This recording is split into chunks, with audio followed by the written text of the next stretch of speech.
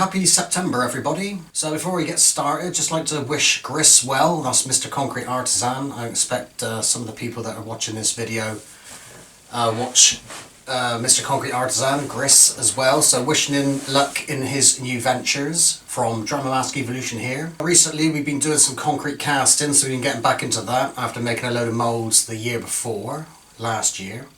There's been a few comments about how people mix up their concrete, but I would suggest to anybody, if they're new to concrete casting, is follow tried and tested recipes and methods. They're not there just for the sheer hell of it, so and there's no point in reinventing the wheel. So say for instance like the concrete mix, we want aggregate, sand, cement, a bonder, and maybe a plasticizer. I mean, it's a tried and tested method. Like I say, there's no point in reinventing the wheel. So you may notice some comments on some of my videos which you might need to take with a grain of salt, because there's some people are giving not very good advice, and it could result in you producing a weak cast or a substandard cast. So on this channel we try and get things done to an optimum standard, and if you're going to make something then you want it to stand the test of time. Somebody said they make casts and they sell them the next day after they've pulled them out of the mould.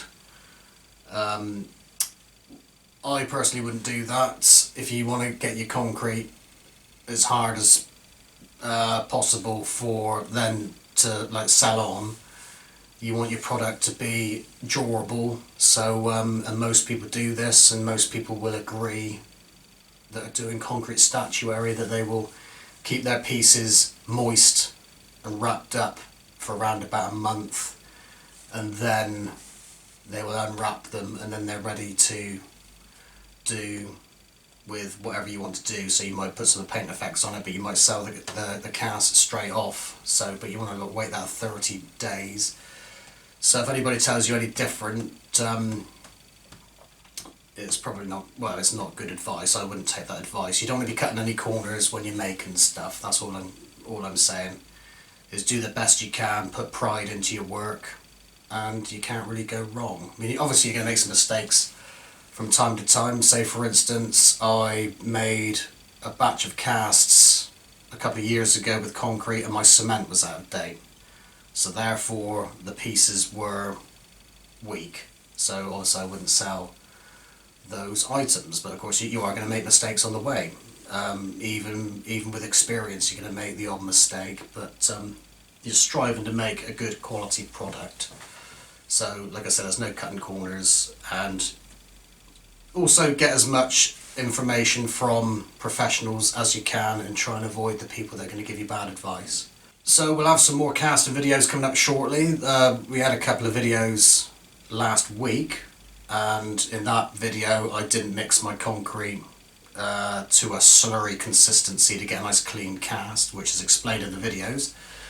So some of you might have seen that and some you may not. We ended up with a dry mix. So with a dry mix you end up getting, there's more chance of you getting bubbles in your mix and trapped air and all that type of thing. And I explained in the video, sometimes you might actually want that type of effect depending on what you're going for. But that was just an accident in my case. So this week we'll be mixing up the proper consistency to make up nice clean castings.